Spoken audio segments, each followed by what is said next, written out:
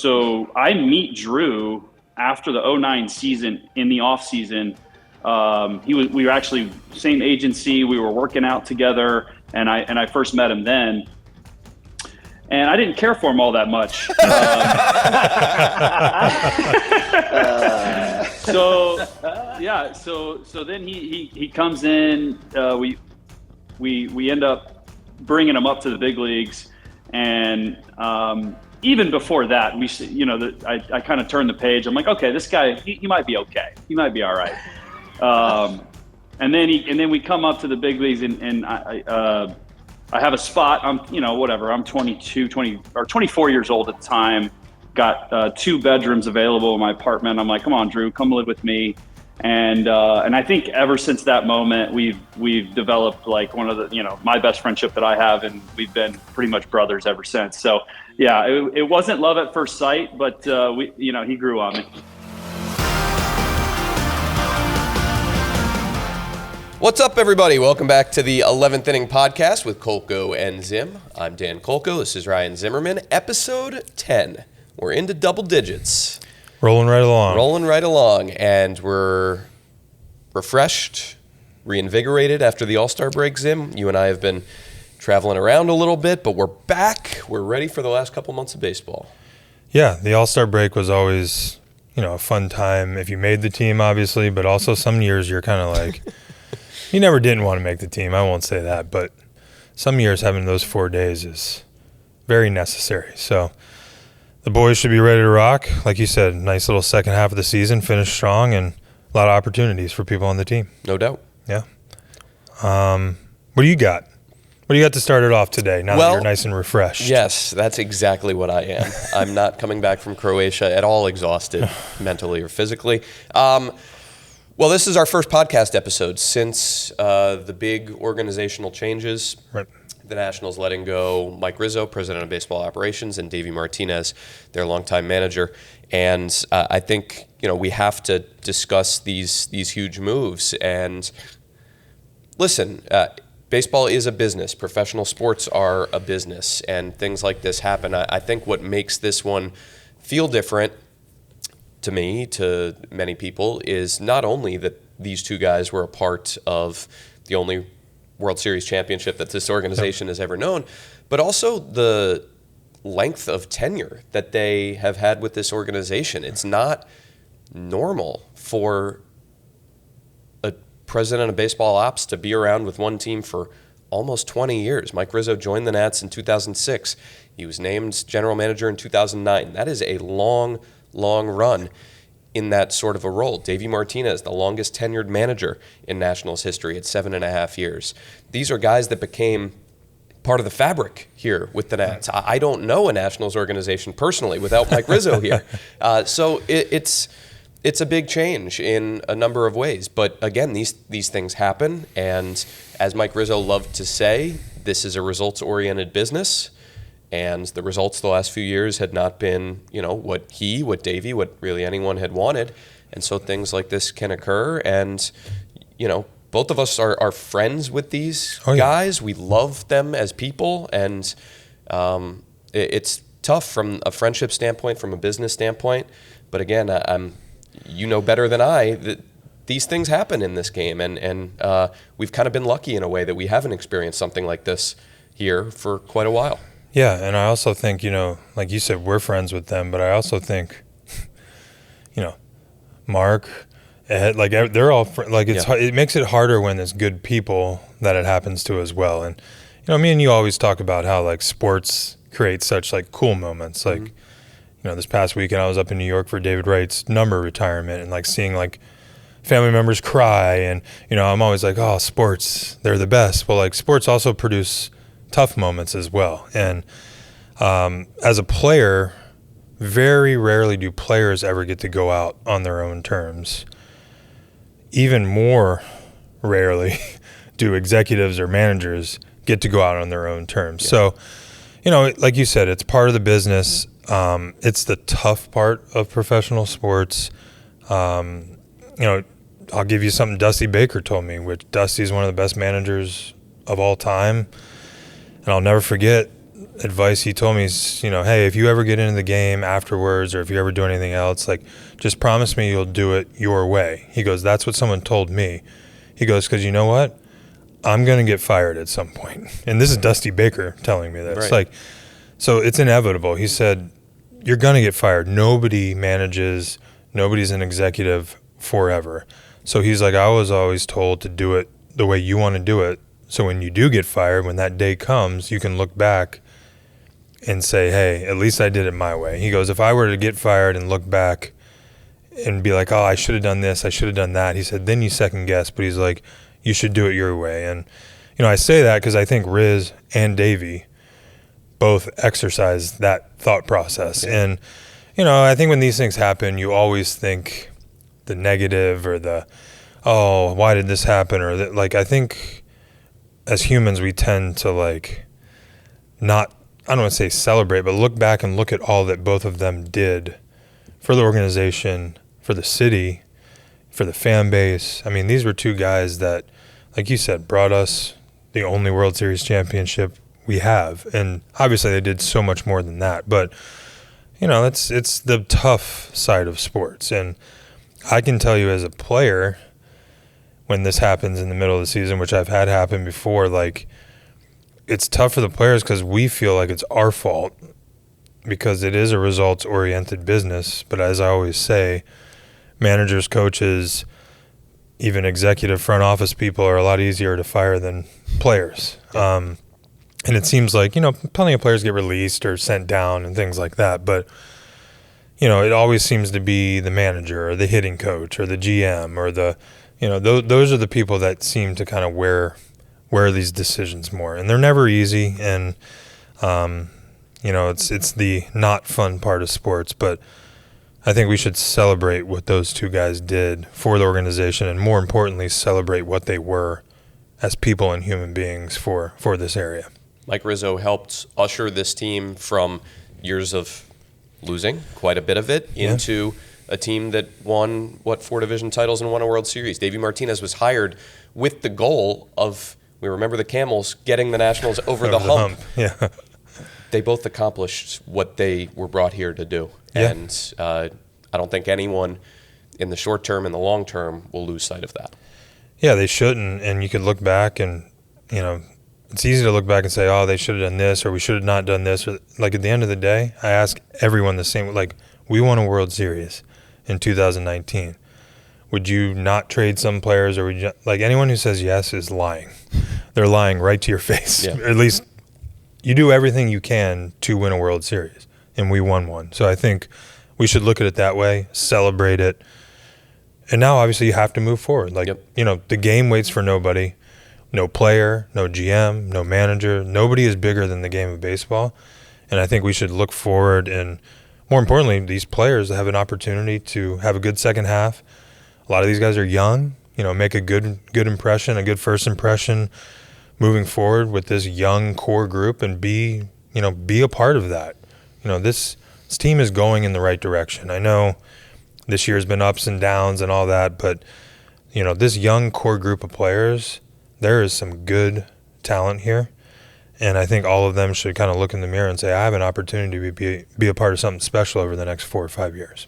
And they always say that ball players are being evaluated constantly by their own front office, by the other 29 teams. You have an opportunity now if you're a Nationals player or a Nationals minor league player for that matter. Absolutely. You've been trying to impress Mike Rizzo.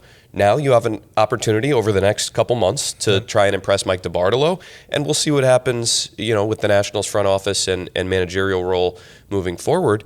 But showcase yourself. Put yourself in the best position possible to be here, to stay here, to have success, and to help be a part of that next championship team. I mean, you're in the big leagues. We're playing Major League Baseball, which is the coolest thing to do on the face of the planet if you want to play baseball. My dad always used to say, someone else wants to do that too. Someone else is always trying to take your job. And that's the way I tried to play. And if you play that way, you always think you don't ever get comfortable. As soon as you get comfortable, this game will remind you that the game is the boss, not you. And, a lot of these players have that, but I think you need a little a little more of that, I would say. Okay. Well, there you go. Zim, what do you got this week?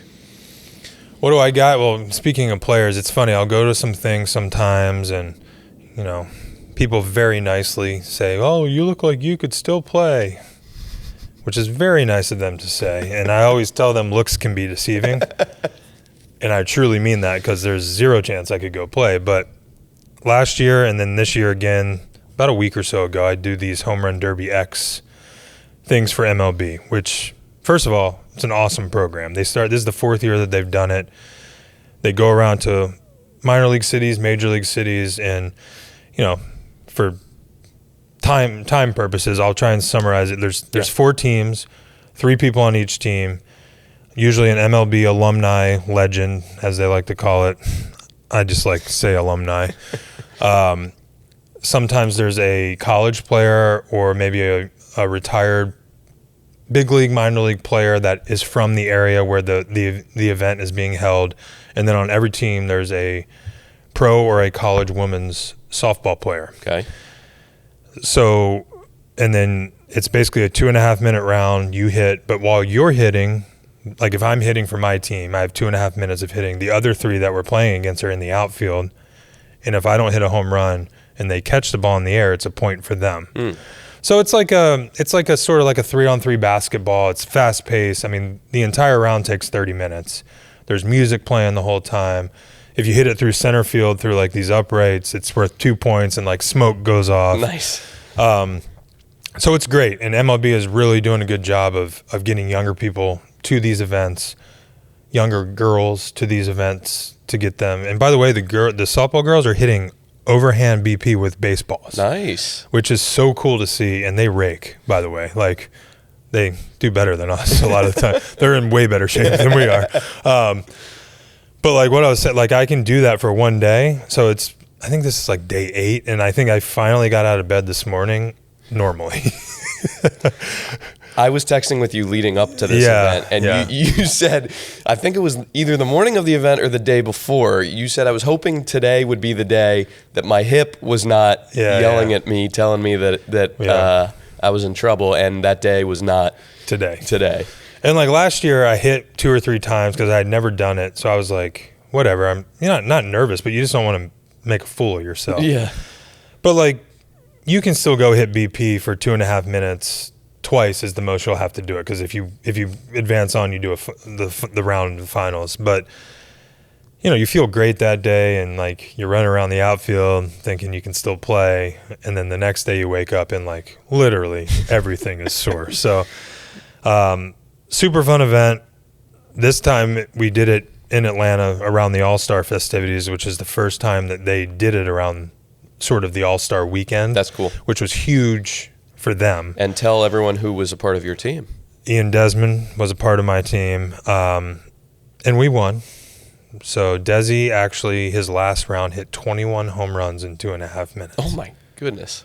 This dude, now you talk about someone who looks like they could still play. He does. I mean, Desi's going to look like that. We're just saying it to be nice when we say it to you. Yeah, but when and we I say know it that. to Desi. That's why I appreciate it. But Desi, for real, I'm like, dude, you're going to look like this when you're 75 years old. Yeah. Like that dude is shredded. Yeah.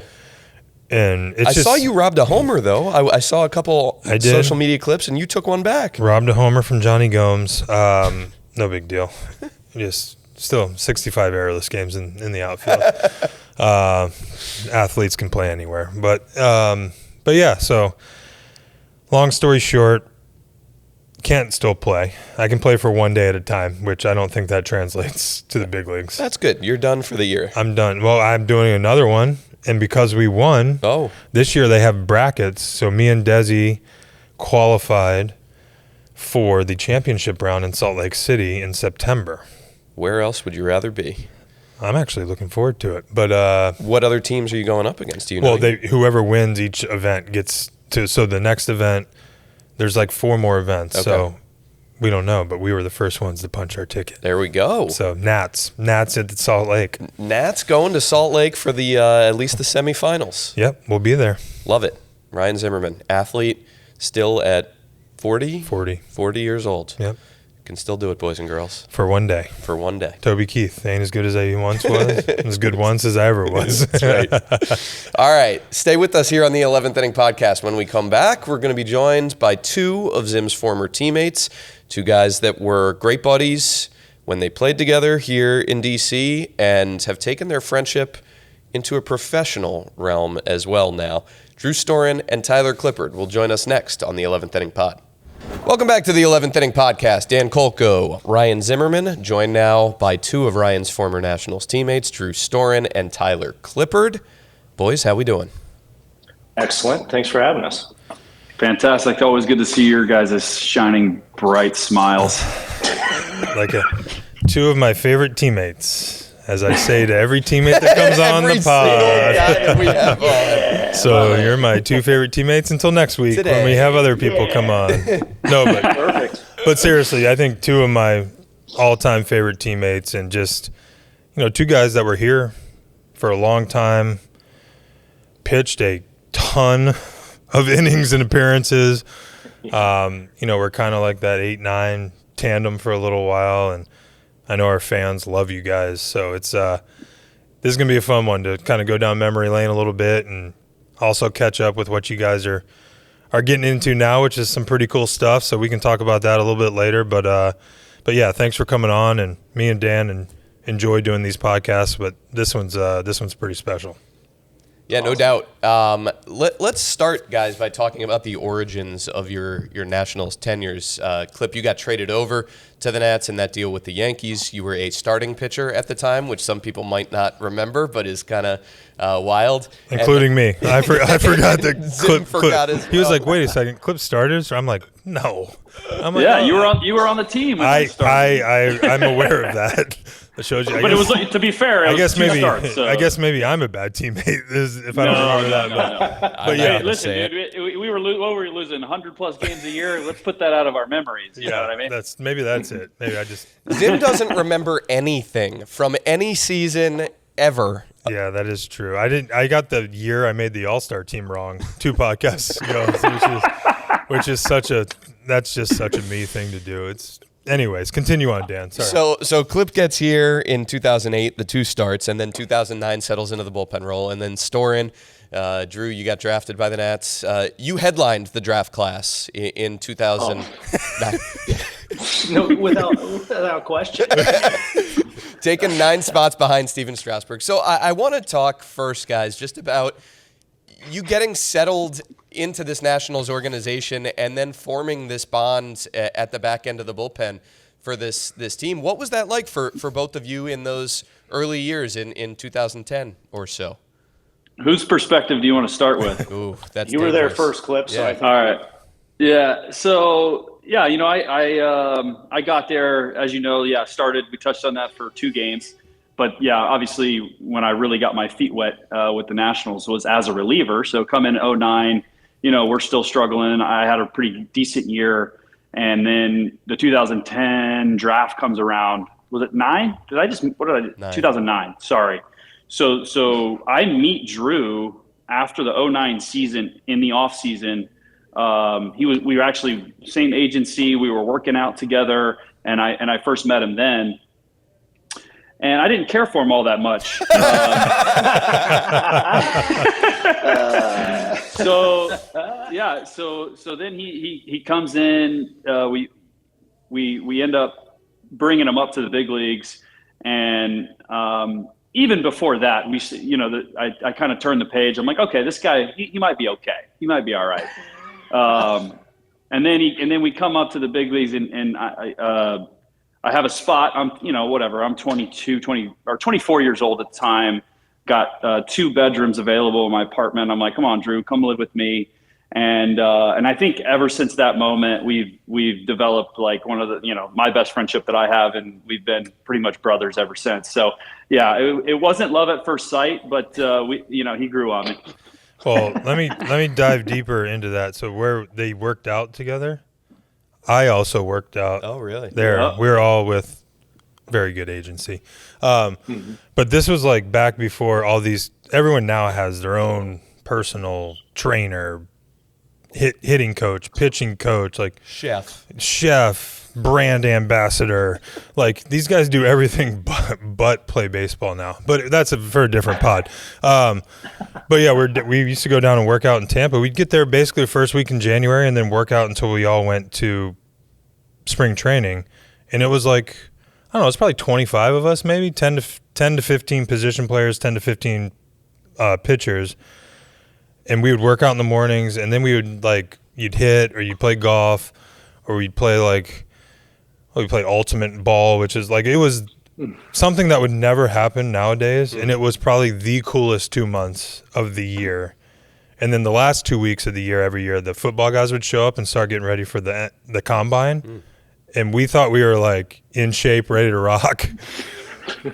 And, like, offensive linemen would show up and, like, you know, they're in the gym, like, working on their 225 stuff. Like, you know, they have to do it as many times as they can. Yeah. And these dudes would show up. I mean, they're repping 225 like 25 times. And then you'd have, like, a receiver show up from South Carolina that can barely bench 135. And we're like, dude, what, you lift? And he's like, Spurrier doesn't make us do anything. So that was the workout thing. We've known each other for a long time. Yeah. Oh, yeah. And then not only did this friendship develop, guys, but this tandem in the 8th and 9th innings developed as well. And Drew, you really burst onto the scene when you came up you had a good year in 2010, and then 2011 you move into the closer's role. You save 43 games, and the whole clip and save thing comes into existence. What do you guys remember, Drew? What do you remember about the origins of that phraseology and you guys kind of adopting that as your 8th and 9th inning, I don't know, title, I guess. Our bit. Yeah. Yeah. I believe that originated when Matt Capps was there. And then once he left, then it kind of just, they copy and pasted my name into it. So it worked. But yeah, no, it was a blast. You know, for me, obviously my goal was to get to the big leagues as fast as possible. And the guy sitting next to you, Dan, did it faster than me. So, you know, congrats on that. But, but no, look, going into it, I always wanted to be the closer, and, you know, I knew Clip had aspirations of it. And that's something that I tell people all the time, that, like, you know, you got a good friendship when you're living together, going for the same job, and, like, you still get along. Like, you get it. You learn how, you know, it makes what we're doing now cakework to work with, because we already did the hard part. But for me, it was just, it was peace of mind being down there. It's always chaos in the bullpen, but, you know, with Bernie and, you know, we had other guys down there that once we got through 6 innings, the phone would ring, but we knew who it was going to be. And, you know, that peace of mind is kind of rare in a bullpen. And, you know, we weren't the best team around, but when we had our leads, we held them, and we really took pride in just, you know, taking care of yourself, but the guy next to you down there, because we're, you know, the island of misfit toys down there in a cage. Well, I think you said it, like, you wanted to be a closer, Clip wanted to be a closer, but I think the best teams and the best bullpens have guys who know what their role is, and their role is defined. Mm-hmm. You said Bernie, like Sean Burnett. You know, we had guys, you know, Stammen for a while. Yeah.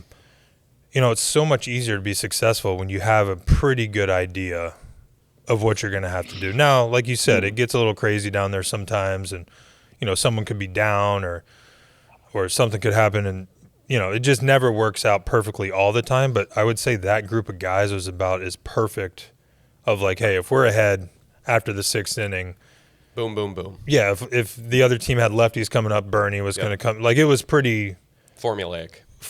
And that's a credit to them, because not only is it easy to do that as a manager when you have good players, but, like, they all just performed. Like, they all knew their job, and more importantly, they did their job. But that group of guys, man, great players, great golfers. Great golfers. Great golfers. Well, you mentioned Stam, Zim, and I, you know, one of the things that I've always thought that, you know, I don't see myself, I won't speak for Clip on this, but I don't think I would have had the success that I did without him, because his ability to hold the 1 or 2 run deficit allowed for us to stay in the 1 to 3 run lead. So, like, we weren't getting like kind of the negative holds. He was out there. I mean, he was a Swiss Army knife, right? But in reality, like his biggest, and I always say that's the biggest key to a bullpen is having a go-to guy that you can count on to hold a 1 or 2 run lead deficit. Well, then it sets you. And he's a great golfer. Well, yeah, it sets if there's no save or there's no hold in the 8th and the 9th inning. If in the 6th, 5th, 6th, 7th inning, you don't have a guy that can do it, and Stammer, I mean, he could throw 2 innings. He could throw, he could do whatever you want. If the starting pitcher got hurt in the 2nd or the 3rd, that dude could come out and throw. Yeah. Which never really happened, but if Clippard was down or if someone was down, like never, Clip never really once. never was down.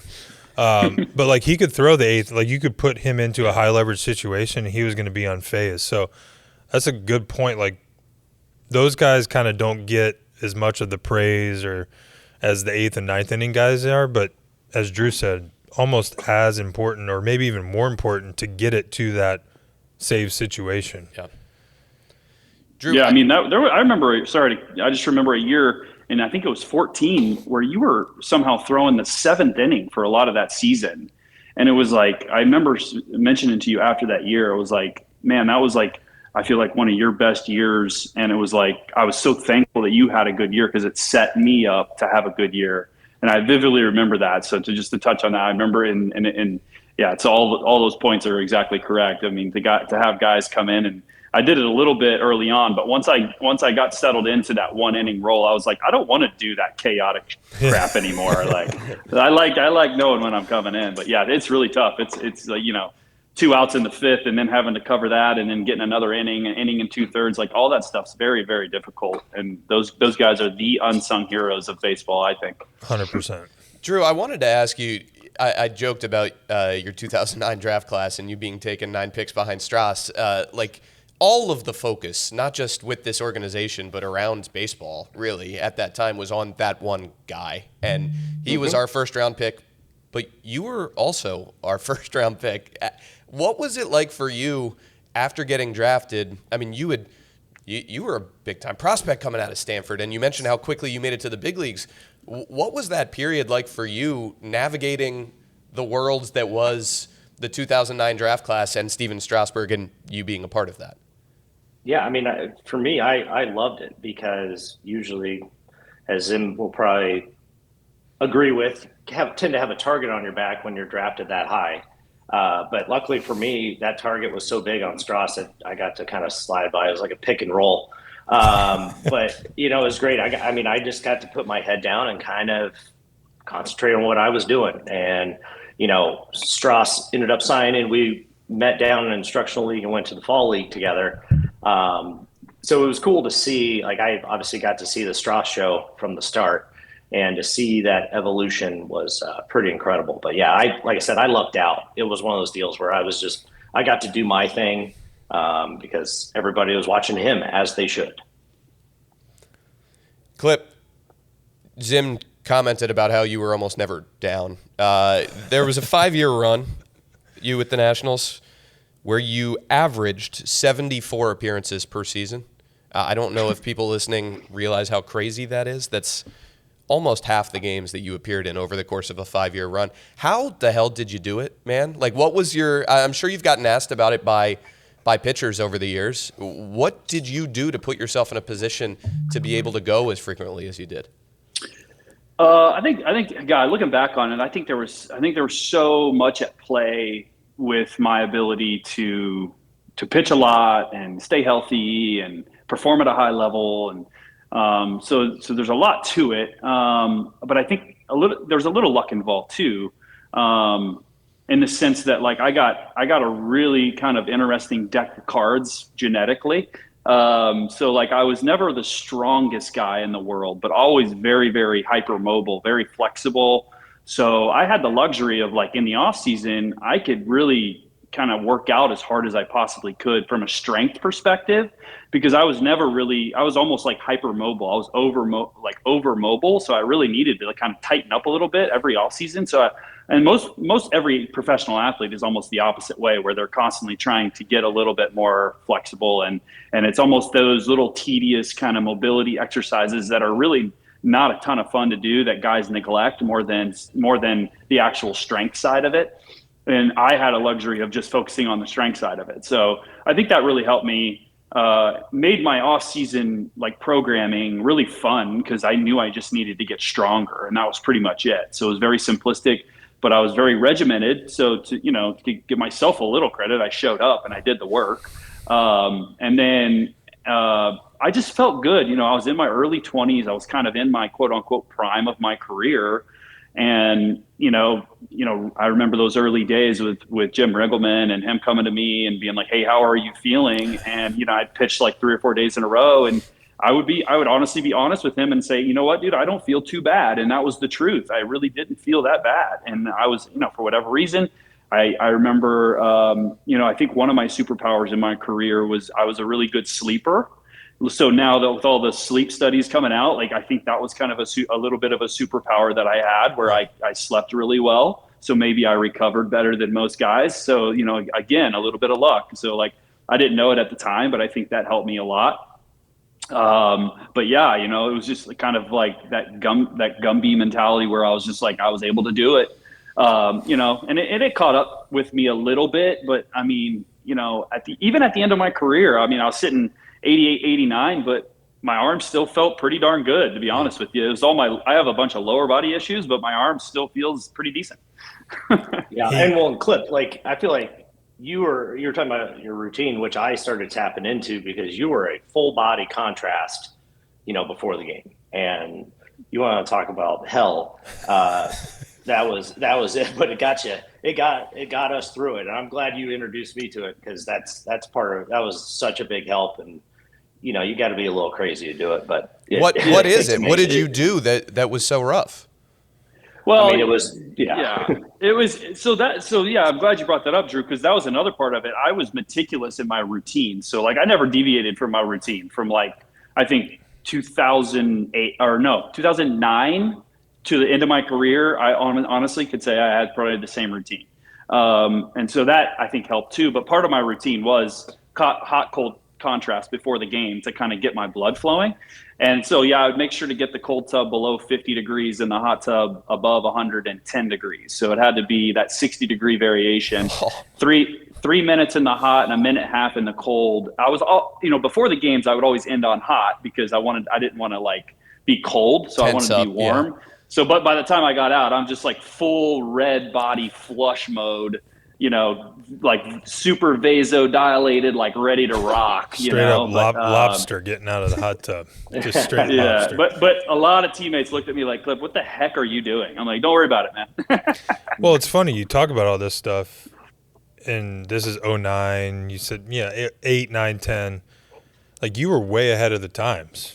Like, this is what everyone is doing now. Like, if you open Instagram and you're worried, like, about your health and stuff, exactly, like, being hypermobile, stretching, doing those annoying exercises that you were just talking about, doing hot, cold, doing sauna, this guy was just 15 years ahead of his time. You're doing all these things now, like, that everyone's trying to do.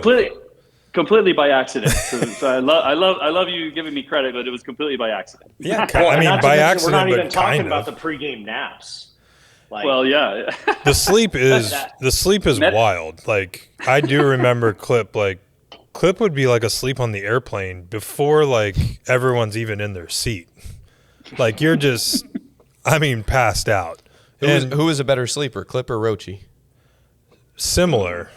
Yeah. Similar. Yeah. Wow. We would share naps, but like he would sleep in the training room and I would sleep in the middle of the clubhouse. Yeah. We had different sections of the clubhouse. Yeah. Rochi had to wake up. I call it meditation, guys. It's not a nap. It's meditation. Again, way ahead of the times. It's holistic. Yeah. Rochi had to wake up a little bit earlier than Clip. Clip had another hour or so before he had to get fired up than Rochi. He never set an alarm, and he always woke up on time. It was unreal. Meditation. I think that is one of my favorite pictures of Clip ever is him on the recliner sleeping with one sock on. Yeah. Yeah, I might have some pictures in my phone from like on the plane. I remember it was like a game for a little while. if Clip fell asleep on the plane, like, could you put sunglasses on him while he was asleep? Weekend at Bernie's. And like sober too, by the way. Like he's not Yeah. passed out on the plane. Although that there was some of that. that too. happened every now and then, but most of the time it was by choice. Yeah. But yeah, the sleeping. I mean, this guy was ahead of his time. You missed out on like $1 billion business, dude. You could have. You could have had like T Clips Wellness from 2009 and you'd be like rocking right now. Dang it! No. It was honestly, it was a product of. I was fortunate enough to have a really good trainer, and he gave me a lot of great advice. Yep. And you guys all know him. You know, shout out to Jason Riley. But Yep. yeah, he was the man, and you know, got me in a good spot. So.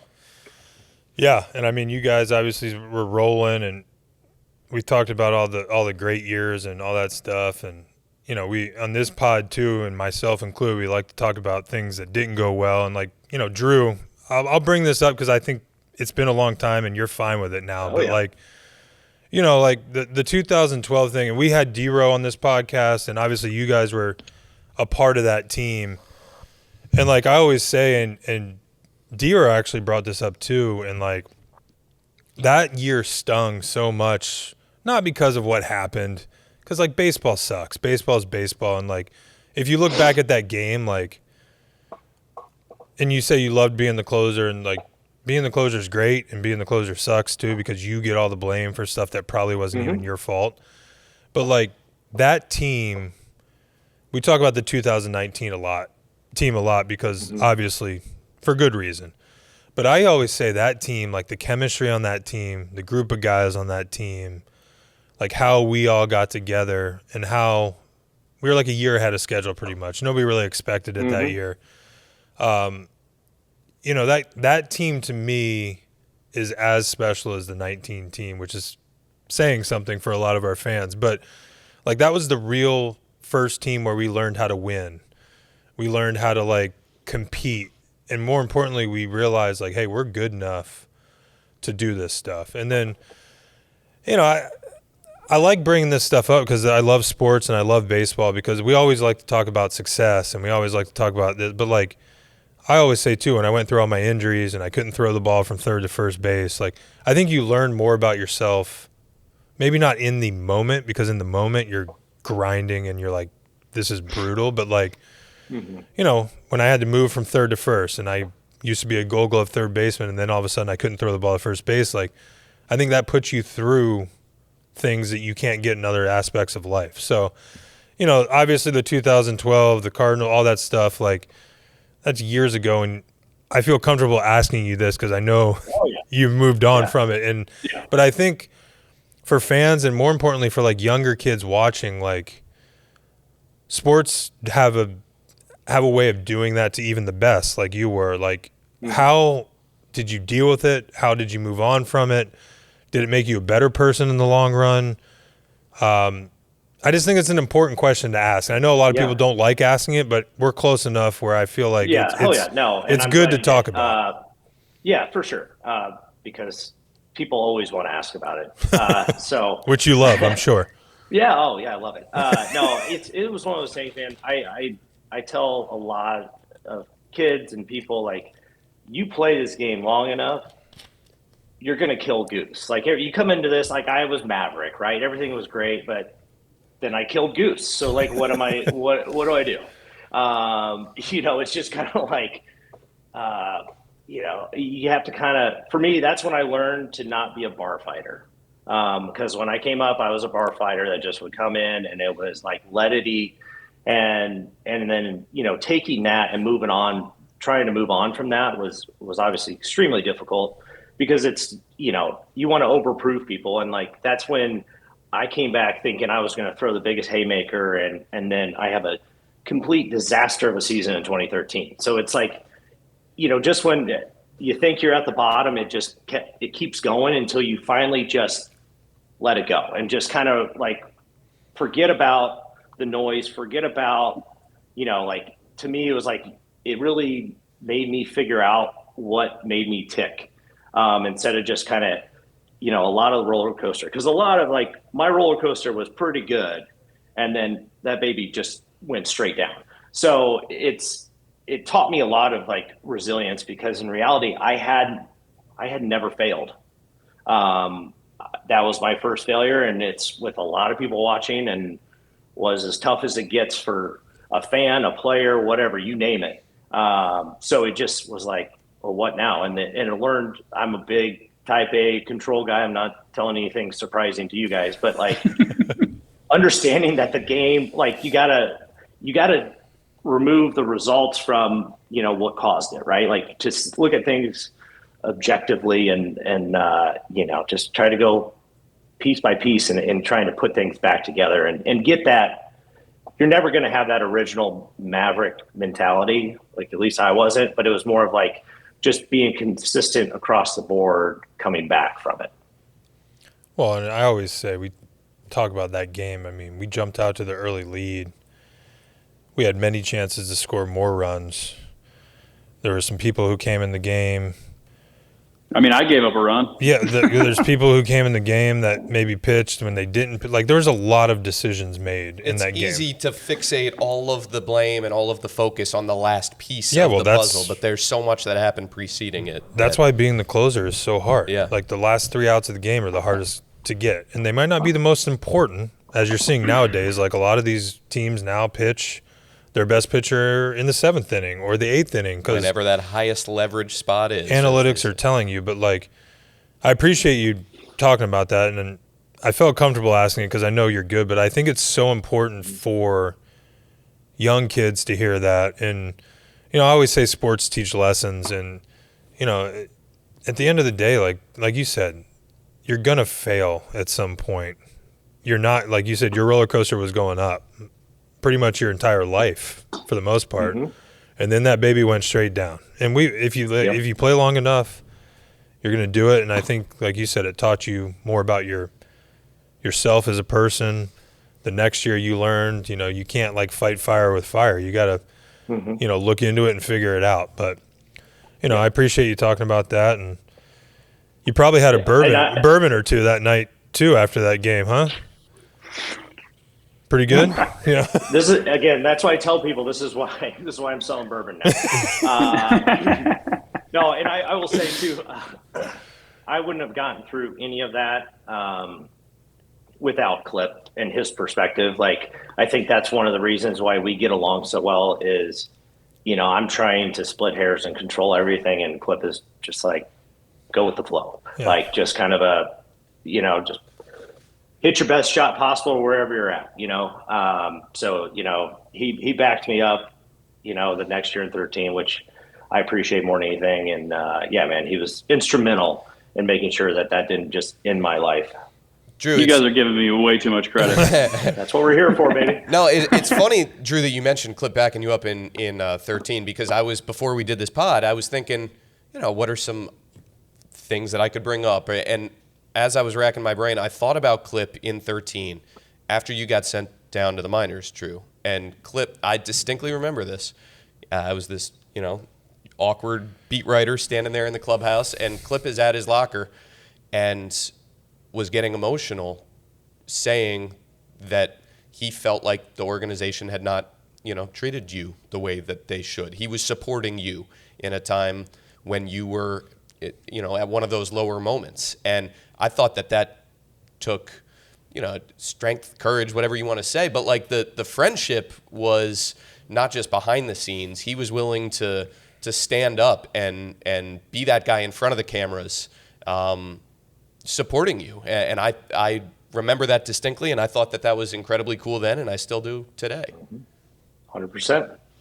Thanks. I remember that too, Dan. I remember like getting a lot of pushback on that, and I was like, I feel like I'm not saying anything that everyone doesn't already think or know. Like I was like kind of surprised by that, actually, how like it was portrayed as something that maybe shouldn't have been said, when it was kind of the big elephant in the room anyway. And it was like, this is BS. Like, I think everyone knows it. So anyway, that was where my mind was with it. I was like, it didn't take that much courage at all. I just felt like I was just stating the obvious. Well, I think the best teams, and it started with that 12 team, and from 12 until, basically 21, we had such a good core group of guys. And the cores would change every 3-4 years, but when you have clubhouses and teammates that are willing to stand up for each other like that, not be afraid to say things in the media, those are the best teams. And the best teams are the ones who handle things in the clubhouse amongst themselves. The manager should never have to do anything in the clubhouse with media. Like, the players should be able to say what they want within reason. And if they have something to say too, they should feel comfortable going in to the manager and saying it, or the GM, which Riz and those guys did a great job with that. I mean, Riz always said, "You are always more than welcome to come talk to me." Now, he would also say, "You might not like what I say back," right. but that's a grown-up business relationship. Yep. And I think with social media and all this stuff now, we've gotten away from that so much. I always tell everyone, I'm a grown-up, I have kids, this is my job. I would rather you tell me, we need you to do better at this, or you're not doing well at this. Just do what Clip did. Come out and say it. And like he said, he wasn't out of bounds. He was defending his teammate. And I think from 12 on, we learned as players and as an organization, that's how you run it the right way. And, it takes players run the show. As much as everyone wants to think, you got to have a group of guys that are willing to stand up for each other and be honest with each other. Hold each other accountable. In the hard times. It's easy to be honest with each other when everything's going good. When it's going bad, you got to be able to talk to each other or say something to someone else without it getting confrontational. And that team was so good, so good at that. But that conversation just reminded me of that. Mm-hmm. So, good times in your playing career, forming this bond and becoming best buddies, and then you guys retire, and a lot of former players have to decide, what am I going to do with my life now? And Drew, it doesn't seem like you needed to think too much about it before you stumbled upon this next path. So tell us about the origins of Field of Dreams Whiskey and what got you guys going down this road. Yeah. First off, I knew I was going to play until I had for sure an idea what I was going to do, because I can't sit still. So going home and just hanging out was going to lead to probably a tough path. But no, it was one of those things throughout my career. I started in DC. I started collecting bourbon.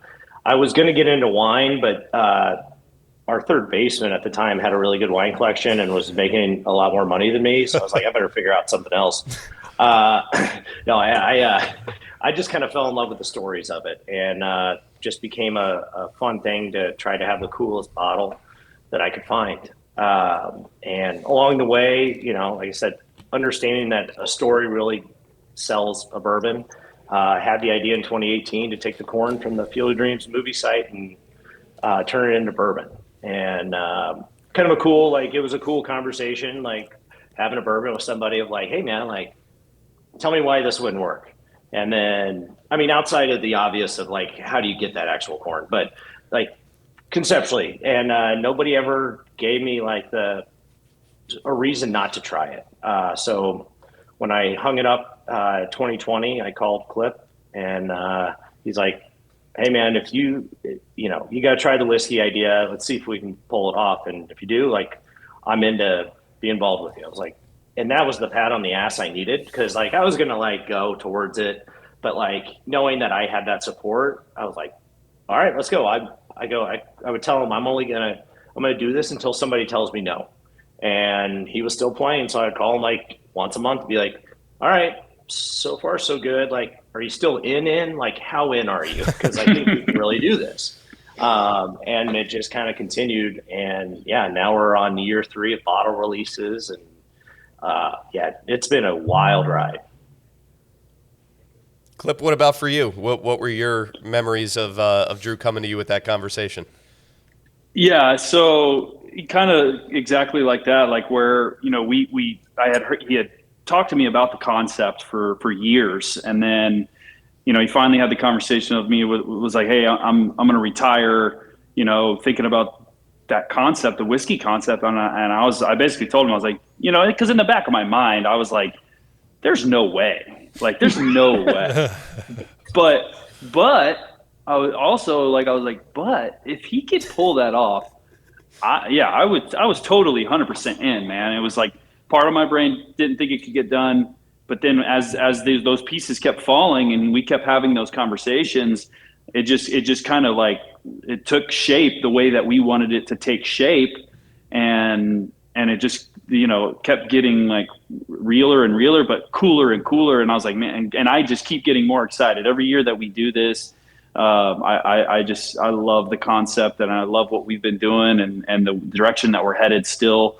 It's been such a blessing that he kind of pulled me into this project and now it's like fully both our thing. And, I joke, me and Drew are like an old married couple now. We talk weekly, because of the company, and we get to hang out, multiple times a year, where otherwise maybe we still would hang out, but maybe not as much. So it's just been kind of a blessing in that sense, and just the whole concept. Every time I love telling somebody new that's never heard of us, like all the different layers that we have to peel back that make our brand cooler and cooler, and the story seems to get cooler and cooler, especially with baseball people behind it. So I've had a blast being a part of it with him. How did the Field of Dreams sort of idea come about? Did you guys go on like a trip there? I mean, obviously the Field of Dreams is famous. Everyone's seen the movie, all that stuff, but did you guys go there at all? And like, you're like, oh man, we should do this? Or it was just an idea that kind of popped in your head? Like, had anyone tried to use the corn before?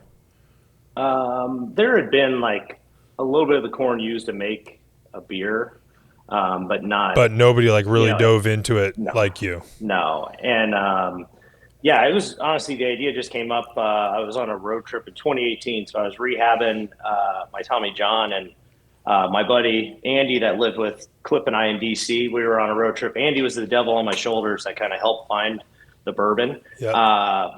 So we were just kind of spitballing back and forth, and that's when it came up, and it was like, all right, here we go.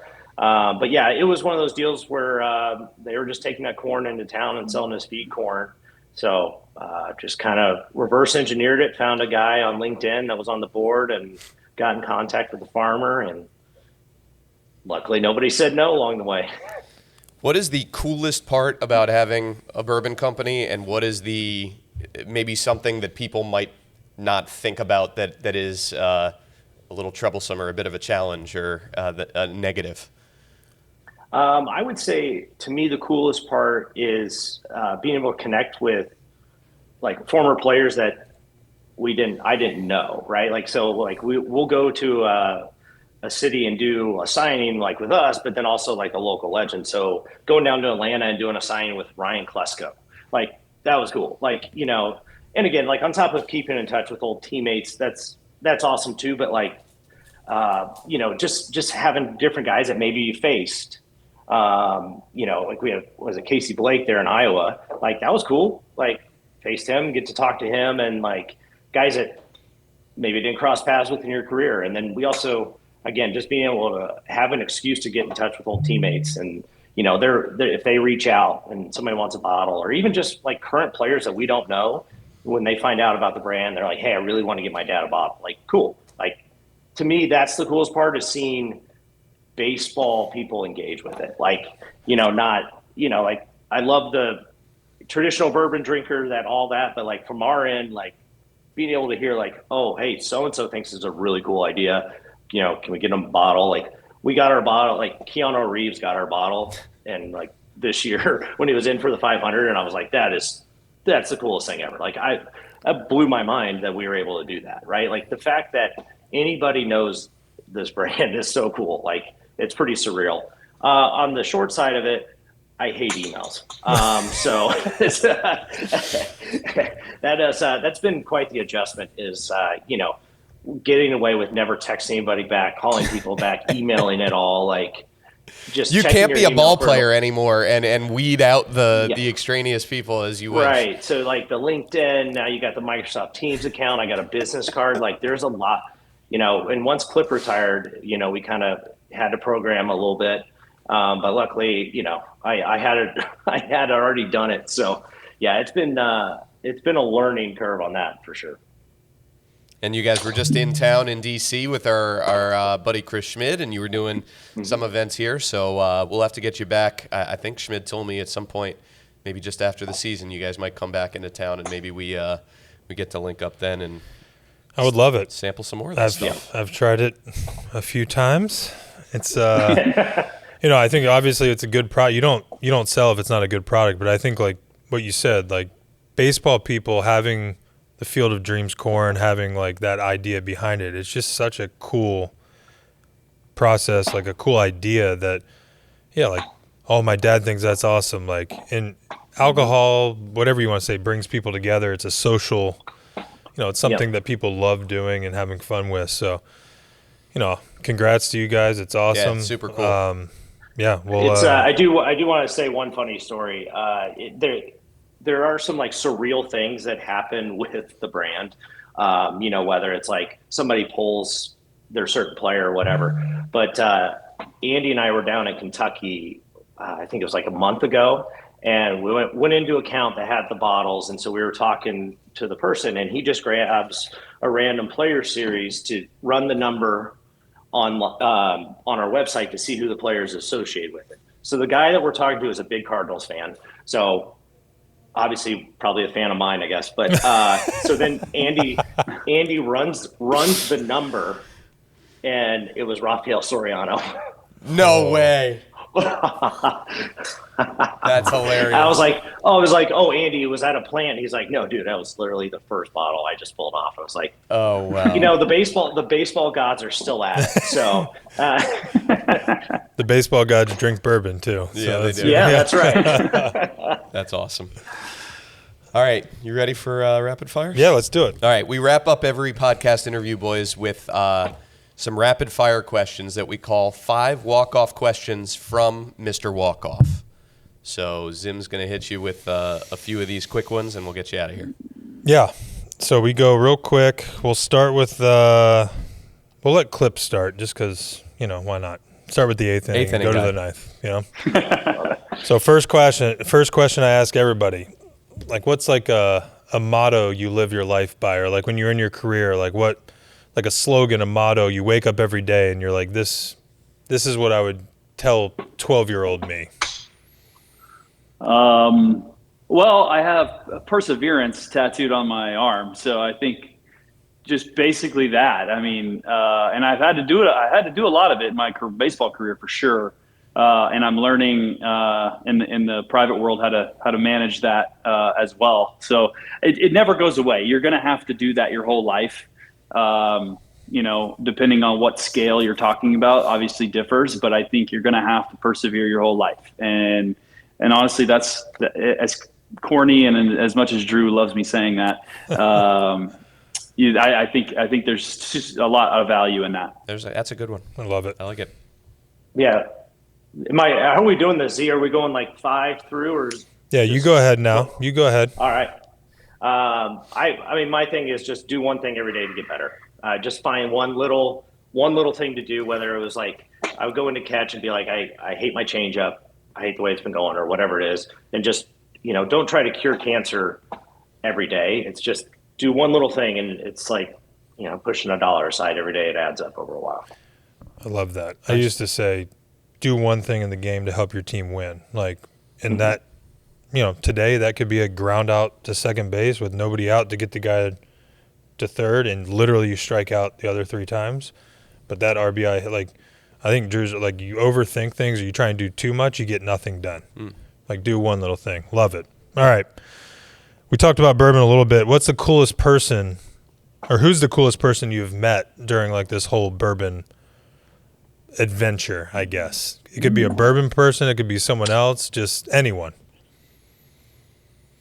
For me, David Letterman. Oh, wow. That's a good one. Nice. How's he looking these days? I mean, he's an aging gentleman. Well, didn't he have like a huge beard and stuff? Yeah. He still have the beard going on and all that? Oh, yeah. Yes. Mm-hmm. That's a solid. But it was Drew's connection. He hooked us up at Indiana the 500 boys. in 2024. Yeah. So we got to hang out with him for a little bit, which I thought that was pretty cool. Nice. That's awesome. Yeah, same. Yeah, David Letterman's. that was gonna be mine. But yeah, I didn't get to meet Keanu, but Yet. Right. Yeah. yeah, there you go. All right, favorite Nats moment. Drew, go ahead. All right, I would say J-Dub's Game 4 walk-off. Yeah, pretty sick. That was mine too. It's that. Yeah, that or when we clinched In Atlanta. playoff spot in 12. Oh, and okay. that's a selfish moment, but against the Dodgers, like the place was packed. So that was pretty cool. Drew, I got another one. Go ahead, Clip. I just remembered. Sorry, the Steven Souza catch. Oh, yeah. Jordan Zimmerman no hitter at the end of the season. Yep. That because we had the perspective because I was in the bullpen of that catch, like kind of like how far he had to lay out, and it was just like the coolest, like most dramatic build up to like a single play that I was ever a part of in a game where I was just like, oh my, like it was almost like cinematic Hollywood stuff, man. It was the coolest thing ever. Drew, just real quick, I was thinking you might say the clinching game in Atlanta in 14 when you were on the mound as you guys clinched the division title. You know, I'm not trying to put an answer in your head. No, you have your that was a answer, good one, but too. all that you went through in 12 and 13, that one had to be pretty meaningful for you as well. Yeah, no, that one was too. I guess the 1 in 12 was cool because that's where we were really getting a true fan base and not necessarily people coming to watch the other team. So that's where. But yes, it was very sweet with the troubles that the Braves gave us, and working through my own to wrap it up there at 14 as well. So thanks, Dan. You got it. All right, Drew can do some impersonations. So, like, what your favorite Storen impersonation? And it could be someone's who begins with a B in the first name. Bob. Oh, Bob Carpenter. Hey, partner. I wish Bob was a fan of it as much as you guys are. But, hey, that's all right. That's part of it. Oh, I love the it. killer slider. You have done this for Bob, so we're not talking crap behind Bob's back. No. But yeah. And every time I'm on with Franny, he's trying to get me to do it he enjoys it. Bob is well aware. Yeah, Yes. he is well aware. Bob is well aware. And last one, go-to karaoke song. Clip can sing, by the way. Clip's a good singer. Mm-hmm. Very good. No diggity. Oh, it's a good one. Was not expecting that. That's a good one. Drew? I've never karaoke. We need to except change one that. night. We need to change that. Yeah, We do need to change that. That's calculated. But I don't know, maybe like a Tom Petty song. Like That's a I'm a good big one. fan of like You're So Bad, but I don't know. Okay. Hey, there's no wrong answer. Yeah. So when you guys come back into town, we'll do a little bourbon tasting, and then maybe we'll do a little karaoke to get your feet wet. Zim, you have no idea how much I want that to happen. Oh, We have to make. so that it's like one of my newfound favorite activities. Oh, that's awesome. happen. All right. It's amazing. I'm in. We have some Korean family friends that we've become really tight with, and let me tell you, they know how to party and they do it the right way. I used to be like Drew, I would have never done it, and He's a changed man. It's been a big part of my life. So so we this is what we end every interview, and it's amazing. So many people say I've never karaoke'd, and I would have been in that same boat. But when you guys come back in town, we'll get it done. Maybe we'll get some video of it. Zim changing the world one person at a time. Yeah. Well, Clip got runner up on a cruise on the karaoke competition one year, and and I was booing loudly when the person and they didn't. Like, let's refrain from that. Clip crushed some friends in low places and Frank Sinatra. Oh. Wide variance there. Guys, I'm very versatile. You I are. can do anything you want. Anything you want, I got it. If you're gonna win a competition, you have to be able to cover the genres. You know. That's what I'm saying. You gotta. It's all about the song selection and pleasing the crowd, regardless if you can sing or not. That's what karaoke's all about. Okay. I'm just and you have to own it. You have to own it. You have to persevere.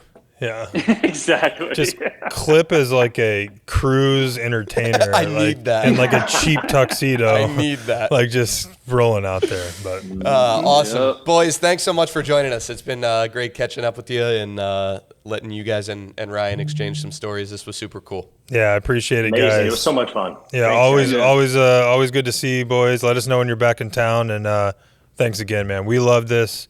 The fans love hearing from players like you. You guys meant a lot to the city, to the fan base. We had so many great successes, and you guys were part of the first group that really got this going. So it's always good to catch up, and we'll see you boys soon.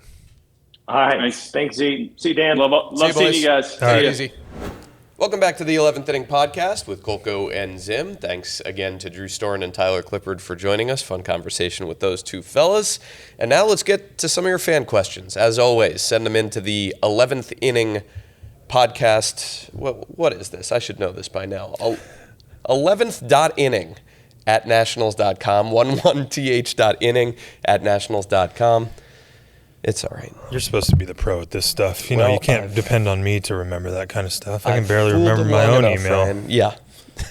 All right, let's get to these. We've got a bunch of good ones this week, so we had to narrow it down. We hope to get to the rest of them later on, but keep sending in more fan questions for us. The first from Alex W., who says, "Hello!" Exclamation point. Alex is fired up. I love the podcast. First of all, I am like Adam Eaton and that I am not a karaoke guy and do not have a go-to song. Second, I have a question for Zim. What was the best offensive season you watched a teammate have, and what was it like to watch up close?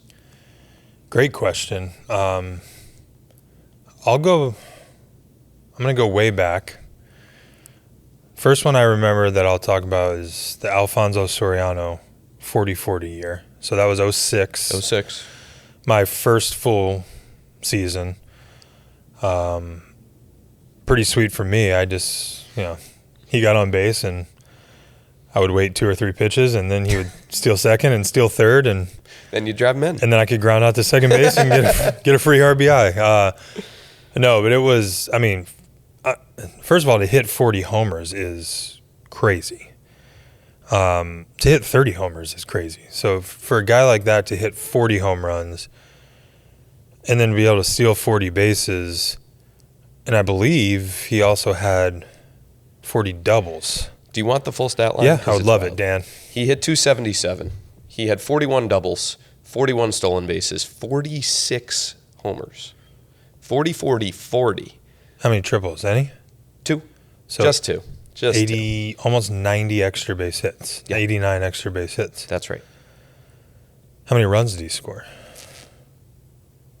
119. Holy cow.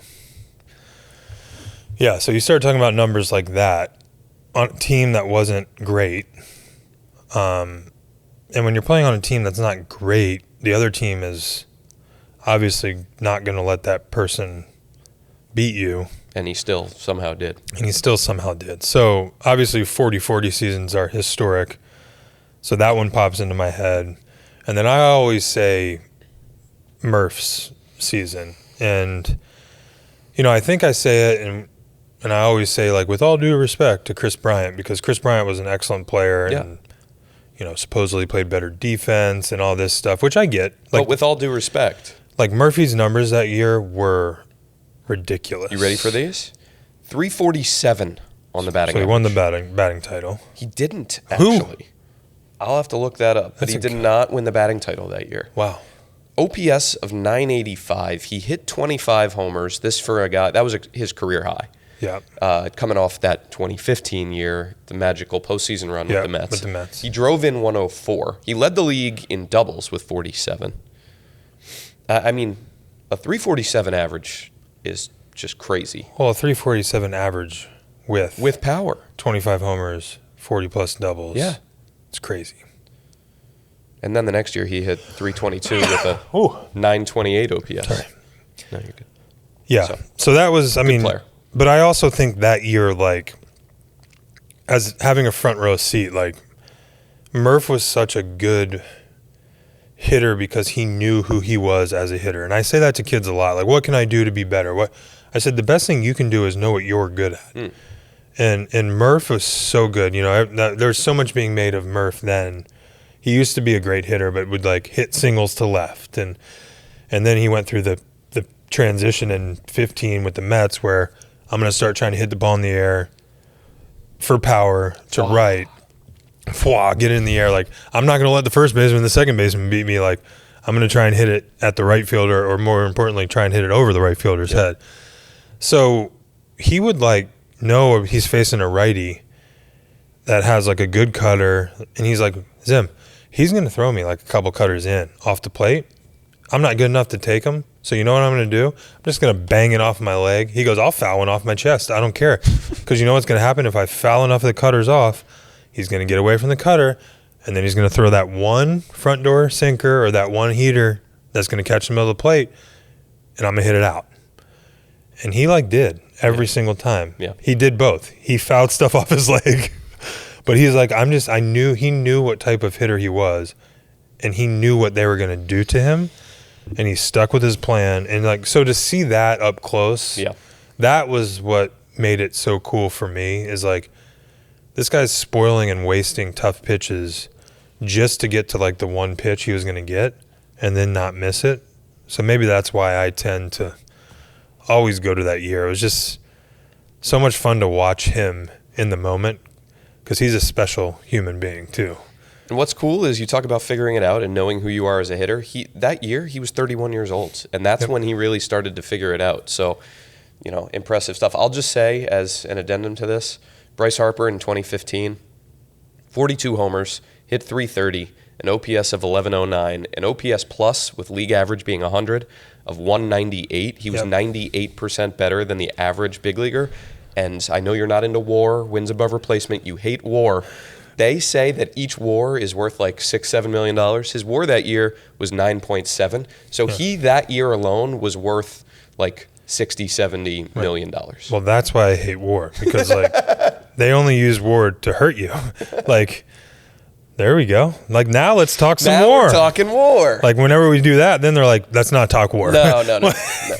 But his numbers with runners in scoring. Well, also, like, it would be easy to say Harp, Rendon.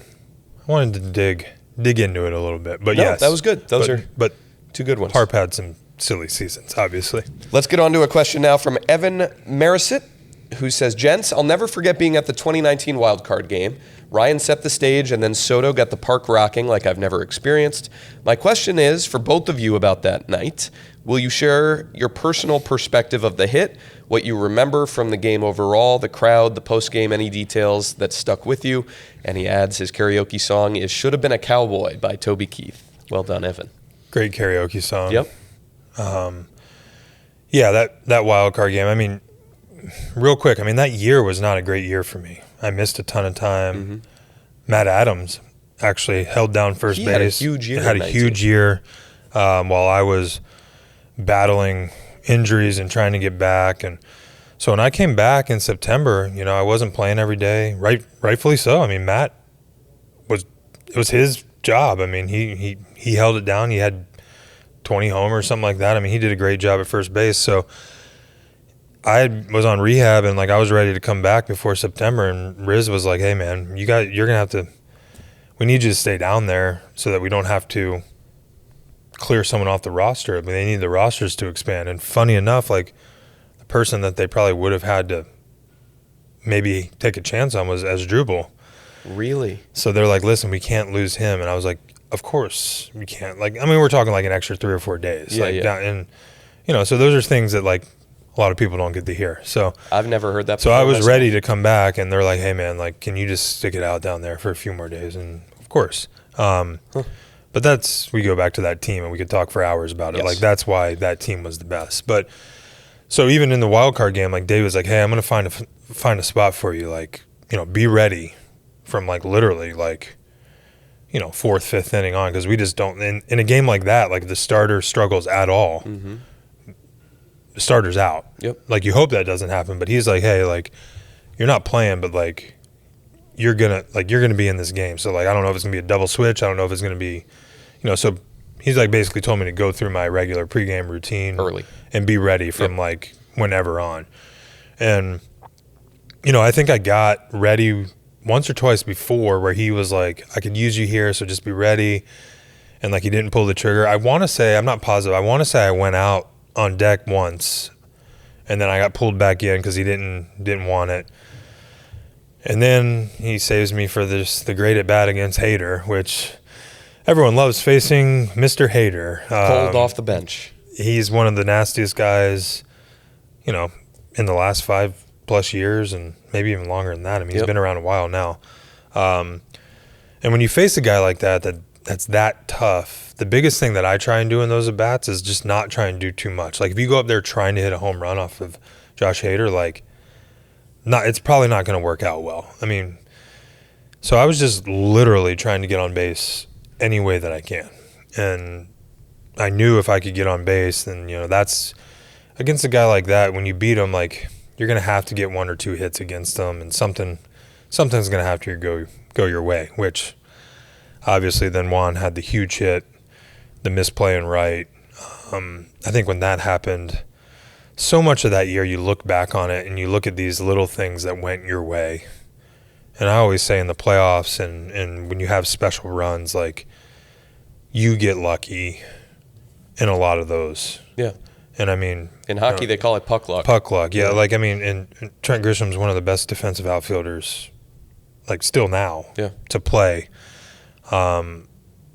It's almost like it was our time that year, and we've talked about it before. So you got pinch ran for, I think, after you got sawed off, and I remember. I mean, I'm way faster than Stevenson. I don't know why. I was like, baby. It was plantar fasciitis. I was, I guess I'll give up to pinch running, but yeah, I did get pinch run. So you were in the dugout. What was your visual of the Soto hit and then it getting by Grisham? What do you remember? I mean, I remember, like, first of all, Juan, great at bat, and you're just watching because I think, Tony was on. Second. Michael A. was on, I think. Tony was on, and Stevenson was on, I think. So, like, you're just thinking, like, all right, good, we got some. Like, we're ready. Like, here we go. Like, next at bat, and then you sort of don't even watch because I'm almost looking at the runners because not that it was an easy play, but like you just assume, and then you like everyone's running, and you're like, what the hell happened? Yeah. And then you're looking right, and then. And I've been told by many people, like, that might have been the loudest they've ever heard the stadium. And I've said it before, I think on this pod and to other, when I'm on TV, like, I've had people come up to me and say, not just that game, but in the playoffs, like, this is one of the loudest outdoor atmospheres, just because it's so, people are on, like, besides out in left center, like, everything's kind of closed in. But, like, looking back at the videos of, like, the people in left center just throwing beer. It was almost like a college game. Yeah. Like, but like just seeing it and being a part of it, I mean, that's why you play. That's why you play the game, and that's why, that run was so special because I think the fans were in it and wanted us to win just as much because they'd been through all the same disappointments that we'd been through. Cool stuff. All right, last fan question for today from Max, who's 12 years old, Zim. He says, I live in Georgetown. I'm a huge fan of the podcast and the Nats. He has a couple questions. For me, have I ever played baseball? What position did I play? Max, I did play baseball. I was very tiny and not very good. Go ahead and make a joke about how I didn't get my nourishment from whatever. He also, just got on his bike from his house and rode to the local park like we all did and played Little League and had the orange slices after the game with the Capri Sun. But no, Dan didn't do any of that because he can't ride a bike and he doesn't eat fruit. So maybe that's why you're small. I was not good at baseball. I loved baseball. I played my entire childhood, and then it got to a point that everyone else was growing, and I was not nearly good enough. Because they ate fruit. They ate fruit, and I did not. But I played shortstop, Max, and I pitched a little bit, and now I just talk in front of a microphone, and I'm perfectly good with that. I bet you were a little bit better than you thought. I was an athletic kid. Yeah. I just was not strong. You're probably like a scrappy, fast little shortstop. Yeah, that's right. That's I like right. it. Zim, Max has a question for you as well. Are there any positions that you wish you could have played as your main position for your whole career? Yeah. I think if I was going to, now playing in the big leagues for as long as I did, I always say, first of all, number one would be just an awesome starting pitcher. I think you have your day where you can do whatever you want. Nobody can bother you. You set all the rules. And then the other 4 days, you're on your own program. You come out to the dugout, root for your teammates, root for your friends. Those days you're not doing anything else besides preparing for whatever you need to do to get ready for, whatever day it is for your next start 5 days later. And I know it's a roller coaster ride because I talk to a lot of starting pitchers who are like, when you have a bad, like it's great when you're doing well. Yeah, that's true. When you have a bad outing, you have to wait mentally. You have to wait 4 days to try and redeem yourself. Whereas position players, we get to go out the next day. So I get that argument. They do get to play like a lot of golf and do fun things that we didn't do. So starting pitcher would be 1A, just because I think it's maybe one of the coolest positions in all of sports is like shutdown closer. Yeah. Like you're the dude.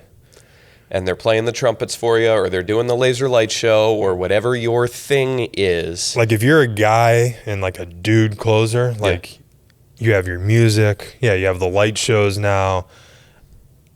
You don't have to you're not doing anything till like 8:30 at night. Like you can show up whenever you want during the day.